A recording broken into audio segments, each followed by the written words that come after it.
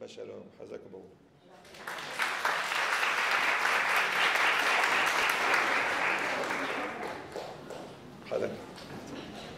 Hazakabaou, encore 10 minutes.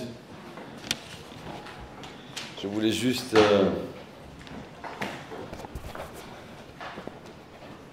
on va pas dire compléter parce qu'on va pas compléter l'arabe. Mais le shalom c'est important. La marloquette, c'est sakana. Tout ça c'est vrai, quand on écoute, tout le monde est conscient qu'on doit se battre pour le shalom. Mais quand ça arrive le moment où la belle-sœur nous énerve, ou quand ça arrive le moment où notre coéquipier, il en a entendu la chenara sur nous, alors on explose. Et d'un seul coup, il y a une famille qui s'en va en l'air. Alors je me suis dit, mais on ne va pas partir comme ça. Peut-être on va essayer de trouver une idée avec l'aide de Dieu, nous donner une idée, quoi, pour créer un frein. Parce qu'on est tous conscients, on est tous des gens qui veulent la vérité et qui veulent le shalom. Mais très souvent, malheureusement, on tombe dans le panneau. Alors je me suis dit, mais comment on va faire? Déjà pour moi-même, pour vous, pour ne pas tomber dans le panneau. Nos sages nous disent que si le temple n'a pas été construit aujourd'hui, c'est parce qu'en vérité, s'il était là, il aurait été détruit. C'est-à-dire c'est détruit comme je n'ai pas compris. Alors maintenant, il y aurait eu maintenant Titus qui rentre, qui brûle tout, qui casse tout. Pourquoi? À cause de moi. Regardez des rivières de sang. À cause de qui? À cause de moi. Qui peut dire qu'il n'est pas tombé dans la marloquette? Qui peut dire qu'il n'est pas tombé dans le panneau? Alors, je voudrais juste encore quelques minutes essayer peut-être de créer un frein, de se faire son coach. Nos sages, ils disent comme ça, ils disent que il n'y a pas de chose de plus important que le silence. Koarashtika, apprendre à se taire. Le Yetzer Hara, il vient et dit, ah, tu sais quoi, je vais mettre la zizanie dans le couple. Juste à ce moment-là, la femme a dit une chose qu'il ne fallait pas dire. Et l'homme, il démarre au quart de tour. D'un seul coup, la belle-sœur, elle vient, très souvent on le sait, que des fois la langue, elle saute en l'air, toute seule. On ne voulait pas le dire, mais on l'a dit. Et hop, ça crée la dispute. Alors non, ça, ils ont dit, c'est quoi? Comment tu vas tenir dans ça? Koarashtika, apprends à te taire. Nos sages, ils disent que David Améler, quand Absalom, il voulait le tuer, il s'est sauvé par la porte de derrière avec quelques soldats. Et voilà que Shimi Ben Gera, il commence à insulter David. Et un roi dit quoi? Un soldat, il dit quoi? Tu insultes le roi? Tu es puni de mort. Il prend son épée pour le tuer. Et David Améler dit non, arrête, ne le tue pas. Pourquoi? Parce que c'est pas lui qui parle, c'est Dieu qui parle. Ouais. Pendant des années, David Améler, il a dit pourquoi? Il y a la Merkava, le char céleste. Abraham, Yitzhak, Yaakov.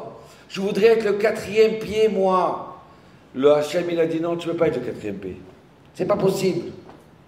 Nos sages, ils disent, quand David Améler, il a dit, ne le tue pas, c'est Dieu qui a parlé, c'est pas lui. Il ne s'est pas disputé avec Michi Ben Gera.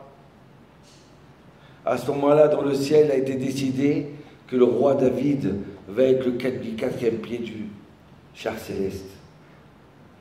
La force du silence. C'est ça, moi je voudrais créer en nous quelque chose qui va nous dire, c'est quoi? Tais-toi. Tu vas gagner quelque chose.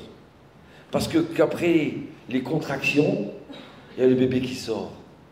Quand c'est dur, alors à ce moment-là, il y a le cadeau. Le Chiddush Harim, il dit que Korah, en fait de compte, il devait avoir, comme le Kohen Gadol, le Lévi à Gadol. Mais comme Korah, il s'est lancé dans la dispute et il ne s'est pas tué, il a perdu. Il n'y a pas de Lévi Gadol. Est-ce qu'on se rend compte? Combien de fois on pourrait se taire devant ce feu-là qui s'enflamme et nous on tombe dans le panneau, alors que peut-être qu'on allait avoir un cadeau. Yaakov Avinu, pendant 22 ans, il dit à Yehuda, tu es un meurtrier, c'est toi qui as tué Yosef. Et Yehuda, il se tait.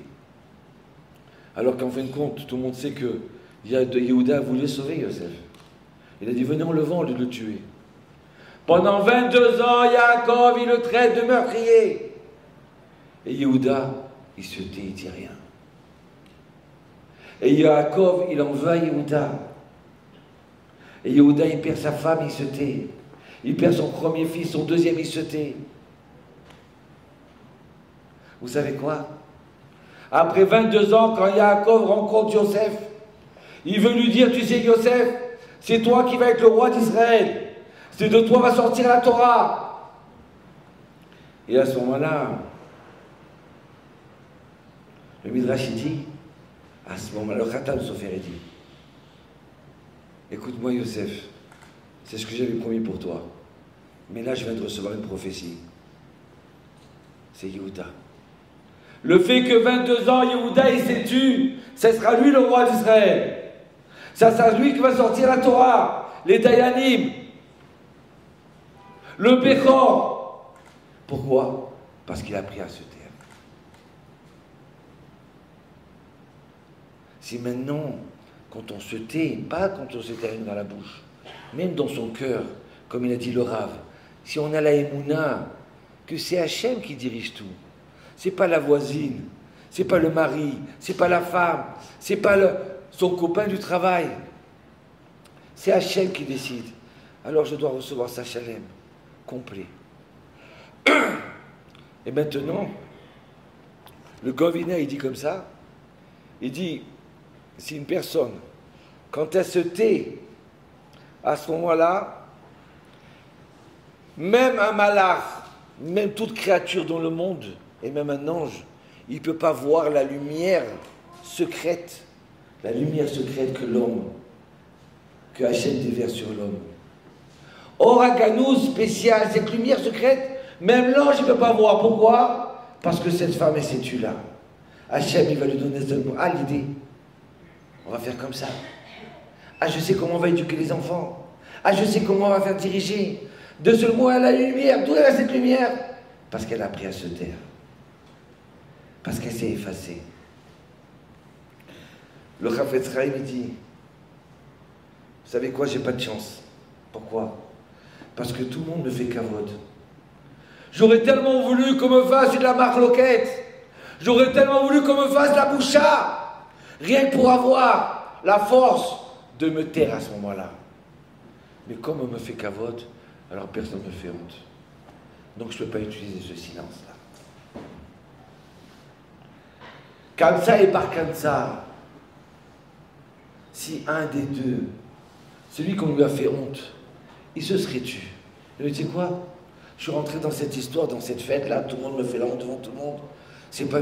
Mais en fait, c'est peut-être Hachem. Celui, c'est le bâton de Dieu. Bon, alors j'accepte. Le temple ne serait pas détruit. Il n'a pas su se taire. Vous comprenez? C'est là où on doit se servir. La marloquette, on sait que c'est dangereux. Quand un feu, il rentre, il ne s'arrête jamais. Mais comment on l'arrête? Quand on se tait. Quand on se dit, tu sais quoi? C'est Hachem. Hachem, il veut me faire un grand cadeau. Donc, comme il veut me faire un grand cadeau, donc il y a cette marloquette, et moi je m'efface. Voilà. Donc, juste le Rav de Babov, encore une petite histoire, je termine.